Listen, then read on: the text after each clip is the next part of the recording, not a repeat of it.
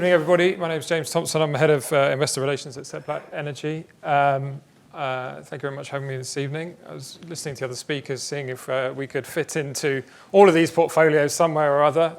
Probably not in the Asian one, but Nigeria, deep value market. James, I think certainly from some value and a UK perspective, we could. Simon, maybe not on the sector weightings, but certainly in terms of gross margins and cash conversion, we can definitely hit your criteria. So Seplat Energy, there's the disclaimer. Many of you might not know the company, so I thought a good idea just to kick us off. We are a dual listed in Lagos and here in London, upstream exploration and production company. We're a pure play on Nigeria. We are proudly Nigerian. We are 1,500 employees, 99% of whom are Nigerian. Ibuka, my colleague, is here. I am not Nigerian, so maybe I'm the 1%. Today, as of the end of the year, we are 886 million barrels of oil equivalent in terms of our 2P reserves base. That's our assets in the ground. We have a market cap of around $1.35 billion, about $1 billion of sterling, and we currently have net debt about just under $900 million, so a 2.25 billion EV. In terms of the size of the company, from a production standpoint, we are 2025 is a big change for us. We're going to be more than doubling our production, and I'll talk to that in a minute. And we have a very consistent dividend payer. On 2024's performance, we paid a 16.5 dividend. That was 10% growth year on year. And that represents around about a 7% yield at current share price. So furthermore, keying you in, being an oil and gas company, I've got to show you a map. This is the Niger Delta here. So we have a pretty diverse asset base now. We have been concentrated historically in the onshore here. And in December last year, we bought these assets down here from Mobil, which moved us into the offshore. We have 11 blocks across the Delta. Within this, we have 48 producing oil and gas fields. So all of our revenue generation is actually pretty diversified at this point in time. So if any one field goes down, it's not going to make a difference in terms of our overall output for the year. We have 5 gas processing facilities. We were one of the first movers into domestic gas, so Nigeria has got a long history as an oil-producing nation. But we took the decision in 2014 to really focus on the domestic gas business. So we think we've led from the front there. It's a very stable business in a huge market. And I will talk to that in a minute. So we have 3 plants on the onshore, and we've just acquired 2 plants in the offshore. So we have this gas midstream business, which gives us good, stable, long-term revenues. And finally, we have 3 export terminals. So there's a bunch of pipelines on the map there, red ones and green ones, but the green ones are the oil pipelines. All of the onshore facilities are operated by others. So the Shells and Chevrons of the world. And the assets that we've acquired in the offshore, we've acquired 3 export facilities. So we now have a certain amount of control over our exports to market. You can see that in the pie chart on the right there. The sort of greeny colours, Fulcados, the dark green, light green, is operated by others, which is now around about 30% of our crude production, and about 70% of it is now operated by us, which is another good point in terms of revenue assurance. You will have heard a lot about Nigeria in the past in terms of some of the disturbances and things like that. The company took a decision a while back actually to really focus on revenue assurance. So we didn't get caught out by any particular infraction or whatever it might be. So we've de-risked that to a very significant degree actually over the last few years. It's a bit of a busy slide, but maybe just to sort of summarize here, just to further kind of give you an indication over the company. So this company has been buying assets from the majors now for 14 years. We bought assets from Shell, from Chevron, and most recently ExxonMobil. We acquired Eland, which was a UK listed E&P company back in 2019. And so we have a kind of inorganic strategy, and then underlying that, when we buy these assets, we commit to investing in them. And actually, you've seen us be one of the most active drillers, for example, on the Niger Delta. We've drilled 125 wells over the last 10 years or so now. We've built 3 gas plants, so we continue to invest in our assets. Actually, if you think about how we've deployed capital, about 50% of the capital we've deployed has been into our assets in terms of organic, and about 50% in inorganic. There's some nice data points on the bottom here. This is our kind of continued investment in the business in Nigeria. And this is one that you can certainly pick up on at your leisure afterwards, rather than looking at some of the detail. So just drawing it into a few charts, I think, in terms of a track record of the business. I've sort of split this one into 4 parts. I've just talked there about deploying our capital to M&A, but also once we've bought an asset, really maximising the potential of that asset. It tends to be in Nigeria, it's the best geology out there, pretty much. So some of the rocks are fantastic in terms of quality. For the technical people in the room, 30% porosity, Darcy-type permeability. And what we do is when we buy these assets, so you can see in 2013, initial investments, 2015, in terms of the Chevron acquisition. When we invest in those assets, they tend to be pretty stable. So we've held our reserves here at around about the 450 to 500 million barrel level for the best part of a decade. In that time, we've produced nearly 200 million barrels of oil and gas equivalent. So you can see a very, very healthy reserves replacement ratio there. It's a little over 200% actually in terms of our ability to renew our assets. And then most recently in 2024, we've just completed the acquisition, which essentially has not far from doubled the size of our reserves base. It's also made us more a liquids bias and more biased to sort of higher value oil. So we've invested on our assets. What has that done? That's generated strong free cash flow through the cycle. So we are a commodity company. We're obviously price takers in terms of the oil price. But actually what you can see here is that there's a very consistent positive free cash flow generation since at least the first oil price crash, which happened 2014 through 2015. We're in a big capital investment cycle there, and actually we changed tack a little bit now, so we are significantly more nimble in terms of our capital investment. So we're not doing major projects. We're very much focused on capital that we can ramp up and ramp down very, very quickly. It's all drilling. And actually, although there is some volatility in that free cash flow cycle, if you adjust it for working capital, so we don't sell a product every single day. We do oil liftings, which happen periodically, maybe every sort of 3 or 4 weeks. If you adjust for that working capital, over the last 5 years since COVID, average free cash flow has been around about $220 million per annum. So $220 million of free cash flow per annum. In that time, we've produced on average about 20 million barrels of oil equivalent a year. So we're making about $10 per barrel in terms of what I would call a cash netback or profit through that cycle. So 20 million barrels a year, and we've made a little over 200 million on average in terms of free cash flow. This year, we're expecting to produce somewhere between 45 and 50 million barrels of oil equivalents. So we've generated strong free cash flow through the cycle. We've done that the whole time with this laser's not working, but with a strong balance sheet. I think one of the hallmarks of the company is recognizing that Nigeria is not the easiest place to operate.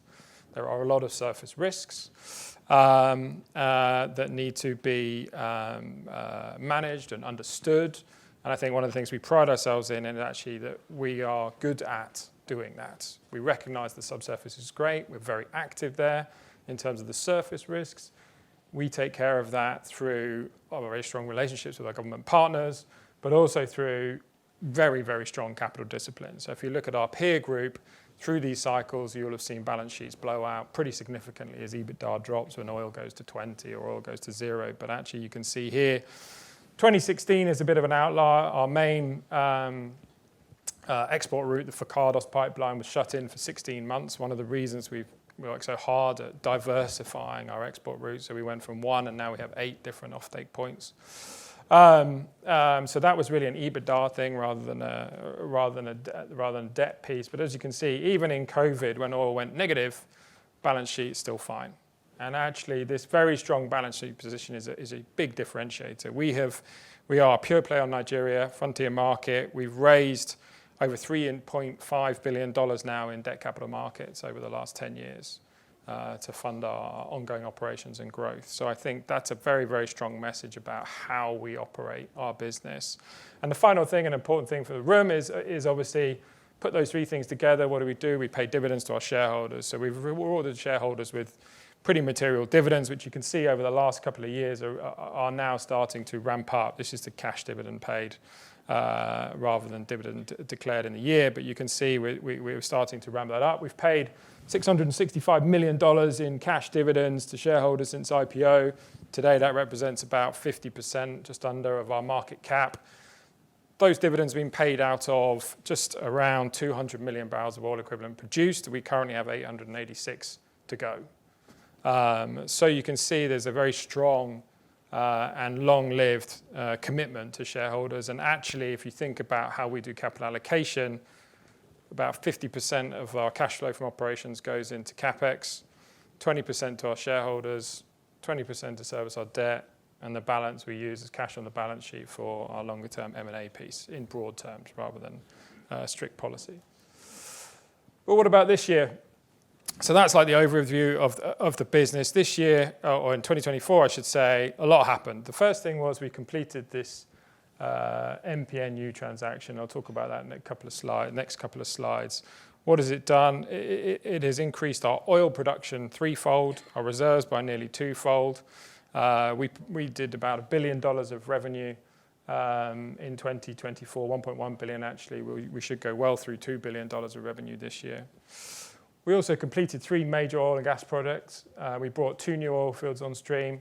We completed the SEPL gas plant. This is going to be our first move into LPGs in Nigeria. So we're broadening our product stream as well as our breadth of producing assets. We had our most active drilling campaign to renew our assets, and we had, with those 13 wells, we delivered 176% organic reserves replacement ratio.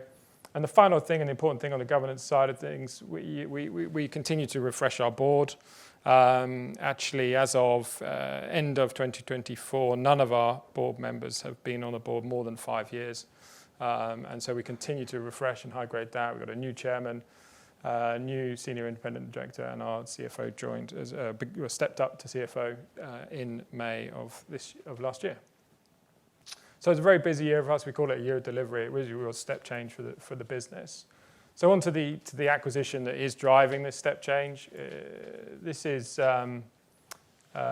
these 4 offshore assets that we acquired from ExxonMobil. So this is a bit of a detail with some pictures to show you in where our assets are in terms of the changes that we're seeing this year. But to give you some numbers, we've acquired the assets for a cash consideration of $800 million for about 400 million barrels of oil equivalents. So we paid around about $2 a barrel for those assets. It was, I think, the cheapest from a value perspective acquisition of over $500 million corporate acquisition. This was a reverse takeover across the Northern Hemisphere, at least over the last 10 years, I would say. These assets are fantastic. So, so I will come to that in a minute. But yeah, this was acquired from ExxonMobil.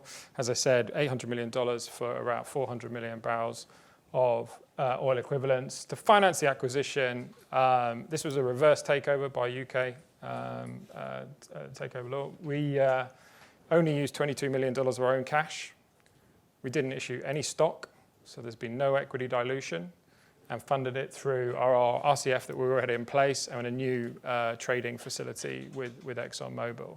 I think it's pretty unique to have delivered a reverse takeover that doubles the size of the business with no equity dilution and no weakening of the balance sheet from a net leverage perspective.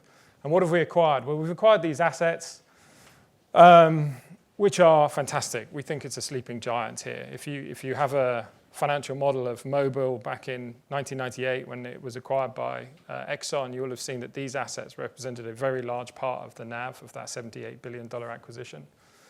There are 30-odd producing fields Currently today, there's 187 producing wells producing about 200,000 barrels a day of oil equivalents. Nigeria is obviously an OPEC nation. We're one of the largest operators in Nigeria from a liquids perspective. So very relevant from that perspective. It is very diverse asset base. You can see here we've got some offshore assets in terms of a ship there, a floating storage unit. We've got actually 120 of those on the right there, number 3, offshore producing platforms and wellheads, and we've got a very large tank farm down there at Kwa Ibo. It's got about 1 million barrels a day of production capacity. So it's very, very significant with some really interesting growth opportunities for us. There's, as I said, producing 200,000 barrels a day out of 187 wells. Actually, there's another 413 that we're going to be looking at that are potentially there for us to grow production in the short term. So it is, it's a very interesting opportunity for us. There's a huge amount of growth to come. You know, if you think about the business and what we've done historically, we buy mature assets and we really focus the capital on them. You know, it's a priority for capital, and there's a great opportunity to grow things both in oil and gas. To put that kind of growth opportunity into some numbers, I would say, you can see here, this is, we call it a strong foundation for growth, but this figure in the middle here, this is what we acquired at the end of the year. We actually acquired 400, but we did that in the middle of the year, so 395 million barrels of oil equivalent is what we've added to our books. But if you look at the third-party estimates, we've got oil on the top, gas on the bottom. You know, there's potential to double the liquids that we required, and on the gas side, the opportunity is a multiple of that. So we've actually only got about 35 million barrels of gas reserves in our reserves number, but management estimates suggest as much as 14 TCF, which net to us would be about 6 TCF, which is about 1,000,000,002 barrels of oil equivalent. So there's a huge opportunity here to increase value from the assets that we've acquired, and that's something we'll be getting after over the next several years. So just in terms of the time, you know, as I said, you know, this business has been very conservatively managed from a balance sheet perspective. What you can see here in the middle is that there was Seplat on our year-end 23 numbers. You see net leverage there, 0.7 times. Pro forma, having done the deal, our EBITDA is going from $450 million to $1.3 billion, and our net leverage is still below 0.7 times. So the balance sheet is still very robust. We have significantly increased our EBITDA. Our market cap's not yet ready to follow suit. That's probably the opportunity here for people in the room. So just in terms of dividends, again, I talked to this bottom chart a little bit earlier, but then to give you a bit of a granular picture, we're a quarterly dividend payer. For the last couple of years, the oil markets have been pretty robust.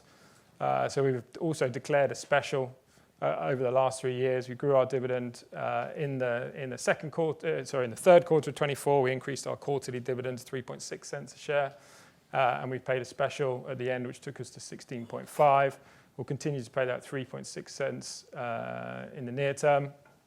Point about the dividends: material, consistent, and secure. We run a conservative hedging strategy. We do very vanilla deferred premium puts. So all we do is protect the floor in terms of the oil price. So we hedge 3 quarters in advance. $55 means that we'll have enough cash flow if the oil price goes below that to continue to service the dividend proposition. So maybe this is maybe a little bit too much detail, but just in terms of things we're thinking about for the year ahead, we've acquired an asset which has been relatively underinvested. Certainly hasn't been optimized. So there's some work to do in terms of the tax position. We've just now today actually redeemed our old 2026 $650 million bond. We have a new 2030 $650 million bond now. So our debt maturity profile is now more favorable. There's some details here in terms of the fiscal regimes, which I won't go into. And the final one is on the working capital piece. I talked a little bit to that in terms of free cash flows. We've got a bit of work to do there. This is our guidance for the year ahead. As I said, that production number you can see in the chart here, 23-24, around about 50,000 barrels a day. This year we're looking at 120 to 140. The first 2 months of the year have been very strong. So that's been good. And you can see here in terms of our CapEx and OpEx. So CapEx at 260 million to 320 represents around about $6 a barrel. OpEx at 14. So the cash cost of the business about $20 a barrel. And before I run out of time, just to close out on the business, 2025 is going to be a very interesting year. We're going to be integrating this reverse takeover that is SEPNU. I think what's attractive is, although we're buying mature assets, we're delivering growth. We're seeing quite a few M&A deals which make companies bigger, but then they can't grow after that. We've got a huge amount of growth to come. The top end of our guidance, we're going to be growing by around about 20%. We've got a very large 1.2 billion barrel reserve and resource base, which I think has material upside to go by. So we have what I would call, on the one hand, a significant amount of operating leverage in the year ahead and beyond. And on the other hand, we have a strong balance sheet. We're going to see a material uplift in cash flow from operations coming through. So, if we go back onto those 2024 numbers, on a pre-tax basis, your 1.3 billion of EBITDA translates into a similar sort of number of pre-tax cash from operations. And as we bed in that business, this will ultimately result in higher free cash flow and more positive returns to shareholders. James, thank you very much. Thank you. Okay, question right at the front. Thank you very much, Steve. And we'll come to you second. So the elephant in the room are the fiscal term of the acquisition. So under the current fiscal term of the asset acquired by MP&U, you hardly make any money on the asset. I don't think you're covering your cost of capital. So what's the strategy there to improve the return on the acquisition and bring down the debt? And then the second question I had is Nigeria the new Angola, or is Nigeria the same old Nigeria? But I've been quite interested on the fiscal term, because that's, I think, is the elephant in the room. Yeah, so in terms of the questions, for those that don't know, so Nigeria, the fiscal regime is called PPT, Petroleum Profits Tax. It's an 85% tax rate. So the way we manage that in our onshore business is we have invested through the years. We build up significant capital allowances that allow you to reduce your tax base and optimize your tax position. Our base business, we pay cash taxes around about 25%, 30% of our operating cash flow. The acquired assets had no shield effectively, so they're effectively paying 85% tax on their cash generation. From our perspective, this is a big financial lever. Yeah, you could go from no investment, so they paid on an asset that does 2 billion of revenue, $11 million of capex. We're going to start to ramp that up significantly and build capital allowances, and that will just naturally build a shield that will lower the tax position, lower the tax base over time. So we're indicating that this year, through the initial investment, we'll go from about 85% to around about a 70% tax rate. But that 15 percentage points, that results in a over 200% increase in your post-tax cash flows from operations. And if we can obviously deliver some production growth on top of that, then you also get a bigger multiplier effect from that position. So on the one hand, you have that. So we will invest in the assets, and you'll see that increasing over time. And that will continue to lower it. I'm not saying we're going to get as low as the cash tax rates we pay in the other business. The difference is the large allowance position we have. That's the position we find ourselves in. We will also invest in gas. So gas is a 30% tax rate. But also because Nigeria is in the decade of gas, there's a lot more in terms of incentives for us to invest in that. So actually, if we grow, it's quite interesting. I mean, I don't know if this is going to work, actually. I'll go back to the map. It's always good to go from a map. You can tell I was a geologist when I started out. But anyway, this red blob here is a field called Osso. It's a gas field. It's really the only gas, or one of a handful of gas fields that are outlined there. That's a gas field that's produced 500 million barrels of oil. There's a lot to go for in terms of the gas piece there, is what I'm saying, essentially. And that will also help to do it. The final thing is there's an opportunity to move to the new fiscal regime, the Petroleum Industry Act, PIA for short. And that has definitely got some advantages, not only on the tax side, but also the royalty side. So we would expect our royalty to reduce from about 20% to about half that. We haven't given specific guidance, but that sort of order of magnitude. And then the tax rate itself is 60% instead of 85%. So that'll also bring it down. And we're actively looking to do that. We have done or have applied for conversion in our onshore assets, so it's something we'll look to do offshore. How long will it take to convert from PPT to PIA?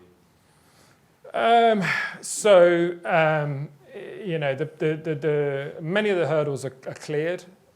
So around contribution to decommissioning funds, the setup of a host community development trust, we've done those things, so that's fine. The biggest one really is around the license area. So you have to relinquish assets and you have to commit to doing work on assets, which you haven't had to do previously. These are very large blocks offshore. That's 1,400 square kilometres. And really that's just a discussion about that element. So it takes the time. Question here, please. Thank you. Yes, just two very straightforward questions. First of all, what's your dividend yield?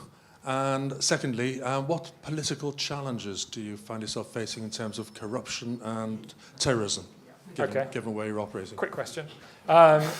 So dividend yield today is around about 7%. So we like to think we offer dividend yield and growth. Yeah, so we are growing these assets. At midpoint, you're seeing production growth of 10% year on year. Obviously, in a constant commodity price environment, you'd expect a similar increase in your operating cash flow. And then the yield is, as I've just described. In terms of the political question, it's also linked to your question, which I didn't answer.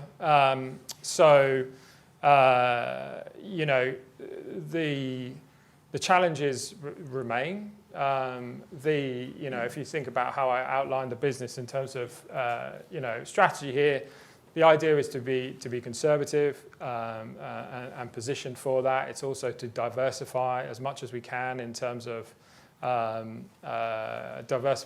much as we can in terms of our export routes and our off-takers. We now have 10 gas agreements, so 10 different buyers. We have 8 off-take points. From our side, the diversification piece is quite important. From the other side of things and from the government perspective, actually, the Tinubu administration has made a significant difference. And so to put that into perspective for you, so last year, our pipeline losses were 3.5%. So we put 100 barrels into the pipeline. Take your pick. If we put 100 barrels into the pipeline here, we get 97 out there. Okay? If you go back 5 years, 4 years, you put 100 in there, you get 87 out. Okay, so actually from a revenue perspective, that's much stronger. And actually the work that the administration has done to address security is really paying dividends, I would say, actually. So in the east, their Bonny Terminal, that line there, that was completely shut in from April 22 to April 24, and now is operating. Producing, in gross terms, around 200,000 barrels a day, with all the companies that are adding to that line. So the fiscal situation has improved immensely from a security perspective. From a country perspective, the decision to let the currency float has made a big difference. So there was a black market, effectively a parallel market for the currency, when the naira was 400 to the dollar. The administration elected it float, it devalued, it's currently about 1,500, but the parallel market is also about 1,500. What's that meant is that the daily trading liquidity in FX markets has gone to nearly $300 billion equivalent per day. So it's become a very liquid market. Fund managers who have invested in Nigeria had multiple years of backlogs on their requests to take money out of country. They've pretty much all gone, basically. So actually, as I suppose you could couch it in kind of cost of capital or cost of equity perspective. I would say that it's actually materially improving over the last couple of years. Question towards the back, please. Yes, thanks for such an upbeat presentation. However, and there's always a however. There's always a but. Yes. If Trump was able to achieve a lasting peace ceasefire in Ukraine in return for allowing Russia to once again flood the world with cheap oil and gas, would you not expect that to reduce energy prices in the foreseeable future? And given such a possible scenario, how would that affect your financial planning going forward? Yeah, so we run a 10-year plan. Our 10-year plan is run at $60 a barrel. So, we continue to do all our business planning at 60. Currently, price is 73, 74. So we are defensive, I would say, or cautious from that perspective. Now, granted, oil has been a lot less than 60 over the last couple of times. I mean, if you go back in history, I think the last decade, so 2014 through now, has seen more 3 standard deviation, 4 standard deviation moves in the daily oil price than the previous 130 years or whatever it was. So yes, it's been a more volatile environment. What we do, as I said, we have a very vanilla hedge strategy. Yeah, so we hedge about 60% of our forward crude. We typically do 2 quarters in advance, actually, with the deal and thinking about integration, but also because every bank has told us that the market's going to be terrible in the near term for all the reasons you kind of described. We've actually gone to 3 quarters ahead, and that's at $55. So essentially, it's insurance for us. The other side of the coin is we do not do big capex. Everything is unit capex, if you like, a single well or a couple of wells. And basically, we think that over that 6 to 9 month period, we can then pull that lever.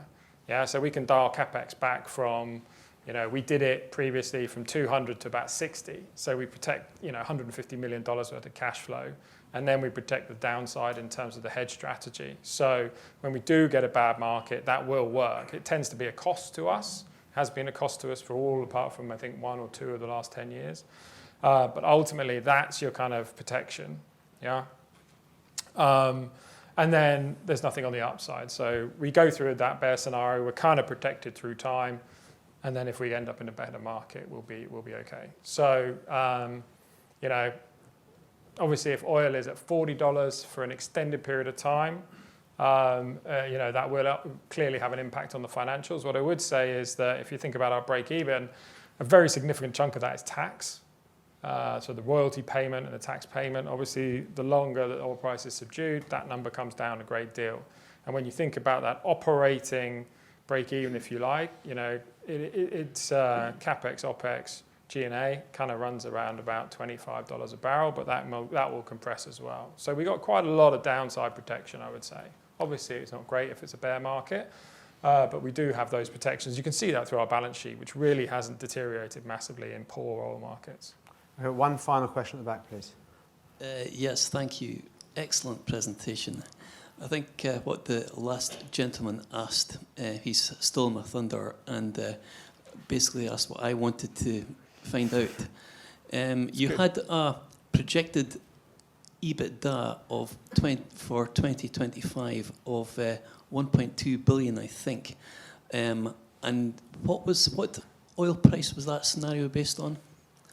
So we don't have it. So what the businesses delivered at $80 a barrel was 1.35 billion of EBITDA last year. Okay, right.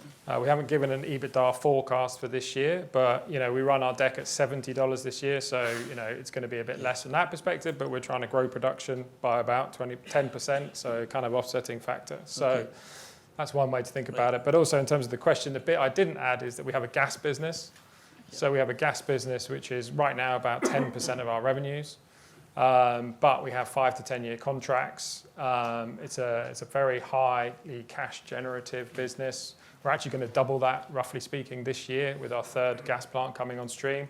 And in the offshore, it's also going to add a small amount. So the contribution of gas to the revenues will slightly increase this year, and that's also a bit of a defensive measure in terms of the downside. Okay, and just a quick follow-on. I'm sorry. We're going to say, if you want to catch James over a drink, we'll have to come and have a glass of wine now. James, thank you very much indeed. Thank you.